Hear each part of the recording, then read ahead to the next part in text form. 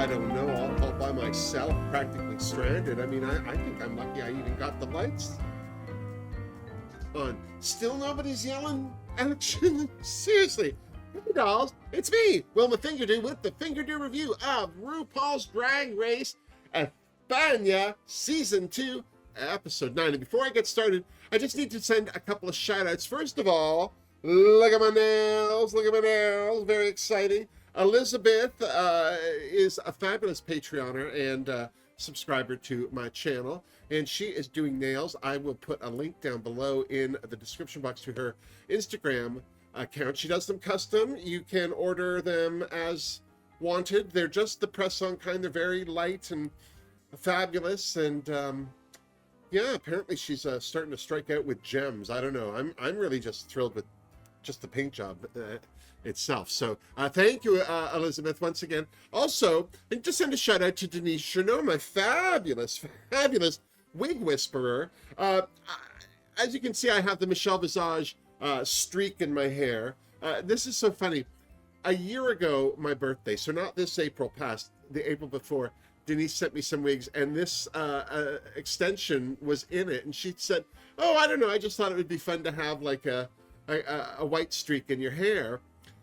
This was just when Michelle Visage started to have it. It was during the pandemic, so it was just starting to happen with Michelle Visage. She was starting to make it a thing. But up until that point, I always thought of it as being a Manila Luzon thing. I mean, it's not. It's lots of people. I had this forever and never been able to get it to look good in a wig. Every time I put it in a wig, I thought I ended up looking like Rogue from the X-Men, and I felt that wasn't the right image for a petite young flower such as myself. So I finally got it into a wig that I liked, and so this is it. Shout out to you, Denise. Pardon my lateness in actually using this, but now you know why, and I couldn't be more thrilled, and I think it looks fantastic, worth the wait. Yes? No? Let me know what you think. I also want to send a shout out to Lara D'Souza. I am wearing a friend of Jorge, the official Wilma Fingerdoo Pride shirt. All the proceeds, well, Pride image. All the proceeds from anything with this image on it sold from my Redbubble store will be going to Rainbow Railroad to help them with their cause. They are a fabulous global charity here in Canada that helps get people from the LGBTQIA plus expialidocious community out of countries where it's still illegal, there's still a death penalty, there's no laws to help protect these members of the LGBTQIA plus community. Anyway, they're a great charity. If you want more information about that, I have a link down below. You can find out more about them and or make a donation directly to them. So check that out. I also need to let you know, I'm wearing the Pride t-shirt on behalf of Jorge. Jorge is not here. Jorge, it's Pride in Toronto, Pride Week. There was a party that involved foam, or he was foamy. I wasn't listening. And he needed to be places and doing things, and I was like, sure, go ahead. And now I don't know where anything is. I can't. I'm telling you, I'm wearing this shirt in honor of Jorge, but quite frankly, I don't know which closet it is he puts my clothes. So I'm stuck by myself. I don't even have a pink pucker. I've got a mug of tea. I'm an old lady. Where's the cat? But this is good tea. While we're on the subject of Pride, I also want to send a shout out to Gourmand Girls, fabulous makeup company. They sent me this fabulous palette, the Vivacious palette, which is the palette I used to make my rainbow look for this week. As you know, it is Pride. At least the Pride season is starting. I am doing a Pride look every time I do makeup for the next few months anyway, and I want to always shout out what palette I use to do that, because there's some great palettes out there. So this is Gourmand Girls. If you don't know who they are, I got a link to them down below. Okay, so let's get to it. The Queen's bids Jiriji a fairly teary farewell, or maybe that was just them staring into the lights trying to figure out what the hell she wrote. I think it was French. Did that look like French to anyone else? Even Marina was sorry to see Jerusha go. I didn't say it was a lot, because all of a sudden, the queens were congratulating each other on making it to top 4. I think that's worth a mirror pose, don't you? Sad as it was, the queens still congratulated Venedita on winning that fabulous lip sync, and of course, Marina was congratulated on her first win, so she should. It's episode 9, for the love of drag. Pull it together, Marina! Try harder! Reach further! Seriously. The next day, Supreme arrived, but before she could tell the queens about the Maxi Challenge, she gave them 5 minutes to get guapa! Why, you ask? Well, I suppose it was for the mini challenge, but I feel it was more so they could flirt with the pit crew. The mini challenge was Urns of Mystery, or as we here in Canada call it, what the hell am I touching? So basically, the queens had to pull a number from Supreme's sack. Sounds dirty. That number wasn't only their place in the running order, it also told them what urn they would be fondling. The quickest to identify what they were fondling would be the winner. Marina loved this challenge. For the most part, no one put up a fuss over what they possibly could end up fondling in the boxes, but Marina. All she could see was her putting her hand into a bunch of cockroaches, and it was freaking her out. Hell, she was freaking me out. But come on, this is Drag Race. How bad could the things in the boxes be? Bad if we're going by Estrella's box. I thought it was melted green marshmallows at first, but Estrella's gagging told me right away that they were eggs. And then I nearly threw up. Seriously, when I saw the first box had pickled eggs, I was actually worried about what was in the other boxes. Pig's feet! Venedita was next, and her box was definitely kinder, if not gentler. It was a dildo and a merkin. Well, Venedita assumed it was a vagina. Clearly, she's never seen one because, well, she was wrong. Venedita didn't care. She was so happy to see that dildo, she took it home with her. Trust me, that's a dildo. Poor Marina had Jell-O to contend with, but she had also already freaked herself out so much that she was too afraid to touch it. Supreme had to actually take her by the arm and shove Marina's hand in it. Once she did, well, Marina guessed correctly and there was quiet in the land. It was red Jell-O. She couldn't smell that sugar? Estrella's eggs must have been really pungent. Sharon had a beautiful bald head to fondle in her box, lucky. Look how cute. You know, I was beginning to wonder why that little cutie was there. I mean, you know, beyond handing Supreme her sack. This nameless hottie really had no reason to be there. He wasn't even wearing Speedos, but now it all made sense. I know there's a head joke here somewhere, but, well, this is a family channel. I said family! Because Venedita misidentified her merkin as a vagina, she was disqualified, and that made Estrella the winner of the mini challenge. Because now, Estrella was the queen who identified the contents of her mystery urn the quickest. Which made me really happy because the contents of her mystery urn was the name of my fringe play. And then it was time for the Maxi Challenge. Makeovers. You know, I was just talking to somebody about how I miss the makeovers, and I'm so happy to see it back. And who were the queens making over, you ask? Members of the La Fondation 26 de Diciembre, an organization for the aging and elderly in Spain's LGBTQ plus community. There was the foundation's president, Federico, aka Antonia, her husband, Ino, aka Innocente, which clearly Antonia doesn't think she is.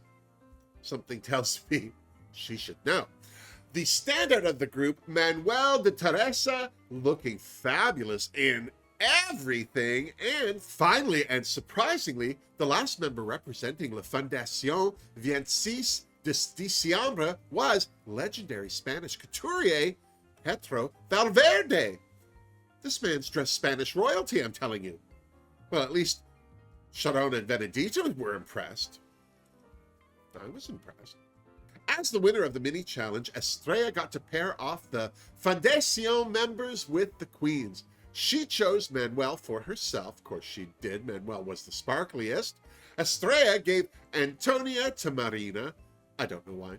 Benedita got Eno, which left Sharon with Petro. To say Sharon was a little worried to be sewing in front of Petro Valverde was just a little bit of an understatement, I'm just going to say. As the queens planned their looks with their new drag daughters, they also got to know each other. Eno, who proudly declared she'd been practicing walking in heels at home, told Benedita how she and Antonia have been helping her ailing parents.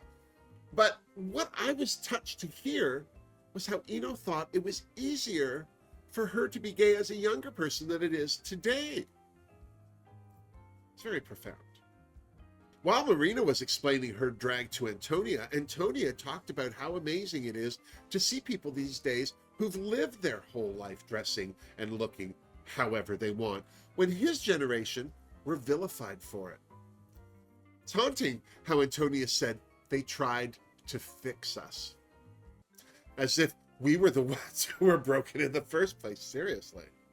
I don't think Petro going over some of the highlights of his long and illustrious career helped to calm Sharon's nerves, but you could see she was just eating it all up.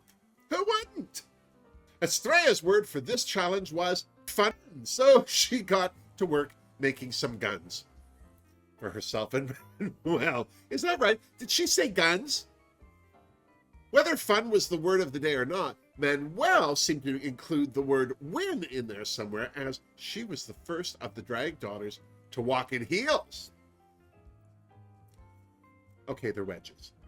Because Eno had been practicing walking in heels at home, Benedita focused on whipping up an outfit for her in practically no time. Of course, this had Estrella worried. Learn to sew, people! As the queens were sorting out their drag daughters' looks, Supreme and Anna Locking entered the workroom with a cake and singing happy birthday. Rightly so, Estrella thought it was for her because, well, it actually was her birthday. Well, she was half right. The cake was for both Estrella and Petro. Looks like Britney Spears' birthday is a busy one, I'm just saying. As it was Anna's first time into the workroom, she stayed with Supreme to check on the queen's progress with their drag daughters. After singing Manuel's praises for her high heel skills, or wedges, I'm still not sure what she's wearing, Estrella shared her Amazon Space Warrior vision for the runway.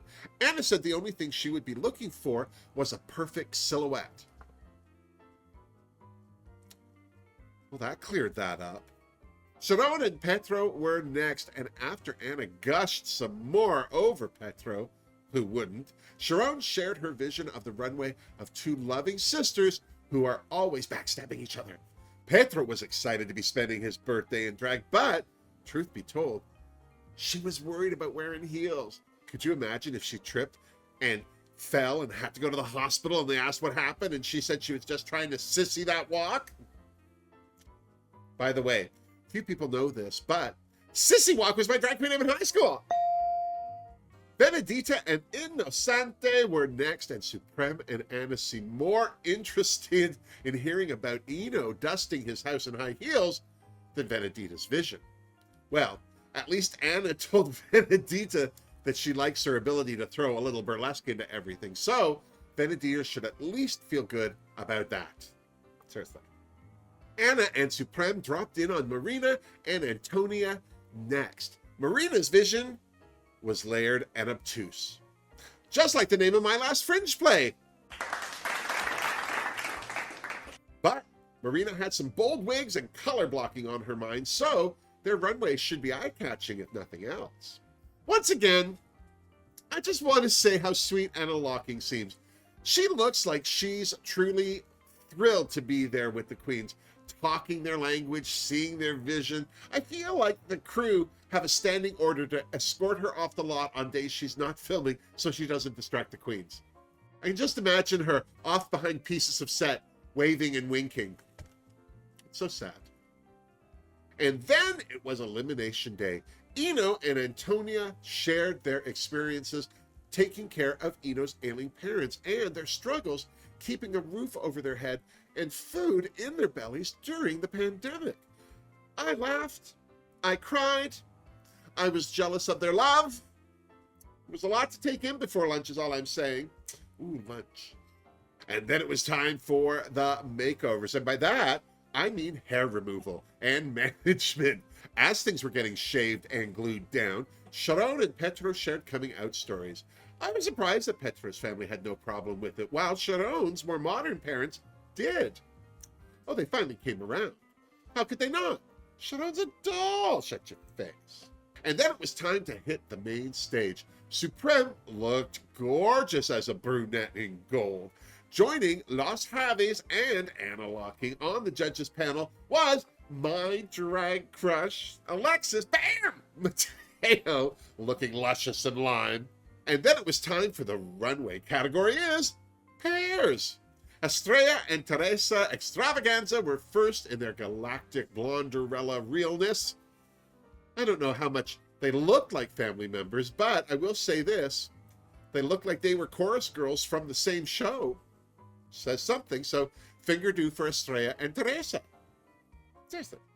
Sharon and Shireen were next in a fabulous, not too vintage Hollywood gentlemen prefer blondes kind of look. I felt because they had the same hairstyle and outfit, they looked more related than Estrella and Teresa. So I totally gave them a Fingerdoo. I have to say I was super impressed with Marina and Antonia. They totally looked related. And that there was clearly a sale at the wig store. They had a fun backstory, too, that had them hooked on everything but phonics and then snatching each other's wigs. I loved it, so I gave them a Fingerdoo. How could I not? Benedita and Vinaigretta were next, and I was so impressed with Vinaigretta's makeup that I would have called them the winners right then and there. Seriously, Benedita knocked it out of the park. And did we see the shoes Vinaigretta was wearing? I think they're higher than Benedita's. I also love that everything that Vinaigretta was wearing was black and white, and that Benedita, as the younger one, had color on her. It was very clever, very insightful, and I thought they did a great job. How can I not give them a Fingerdoo? Back in the Untucked Lounge, Estrella was clearly worried she'd be lip-syncing and was convinced that Marina would be the one lip-syncing with her. I'm not sure why Sharon seemed to be worried that she'd be lip-syncing too, or worse, that there'd be a three-way lip-sync. I said lip-sync. Back on the main stage, before Supreme announced this week's winner and the first queen into the finale, out came the photos. You know how I feel about these photos. There were laughs, there were tears, there were words of encouragement. What can I tell you? It was a rich tapestry. Let's move on. More importantly, this week's winner was Vanedita, as if there were any questions. Seriously, here's the Vanedita. Hot cup of tea, just saying. Of course, Sharon was safe, which left Estrella and Marina in the bottom to lip sync for their lives to Jennifer Lopez's El Anillo. Right away, Estrella whipped out a dragon puppet and went the comic route, while Marina danced her socks off. I thought they both did a good job. Marina had a wig change, but I don't know why. Her new wig looked more like a wig cap, if you ask me. Estrella had a wig change too, thank God, because I just hated that other wig, seriously. I have to say, I felt that Estrella gave that puppet too much attention. It kept her from connecting with the audience, while Marina was intense and powerful and never stopped moving. To me, it was an easy call. I felt that Marina won it. Not that I didn't want Estrella to make it to the final, but I have eyes, I can see. Surprise, surprise, I was right. Marina was the winner, but at the last minute, Supreme announced that it was a double Shantae. Estrella was going to be in the finale too. Now, you know how I hate a tie, but for a season with no ties whatsoever, I'm okay to accept this one. Plus, I always feel that no one should get eliminated on a makeover day. How about you? Are you happy with a top 4? Does this change who you think will win it all? Has this changed who you'd like to win it all? Let me know in the comments down below, and while you're down there, don't forget to give this video a thumbs up if you liked it, subscribe to my channel if you haven't, shame on you, and check out the links in my description box for ways to help support me and my channel. Until the next time we compare notes, miss me! Seriously. It's a nice, relaxful day. Who needs work? Yeah, I think that having somebody go home on a makeover day is sad because the person getting made over too feels responsible. I don't know who I'm talking to. I'm going to talk to you. I think because Spain was very good at not having any double chantés, having one, just the one, is fine. It's also hard with top 4 to kick somebody out for top 3. You know, there's always a... I remember Kennedy Davenport. They kicked her out after a big lip sync, and she just stood there like they pooed in her shoes or something. It was awful. It was awful, and I felt awful for her, and I'm so glad that they haven't really done anything like that since, but still. 4 for top 4. I was worried. I thought Estrella was on her way out. I don't know. I think that we've got our top 2 is Benedita and Sharone. We'll just have to see.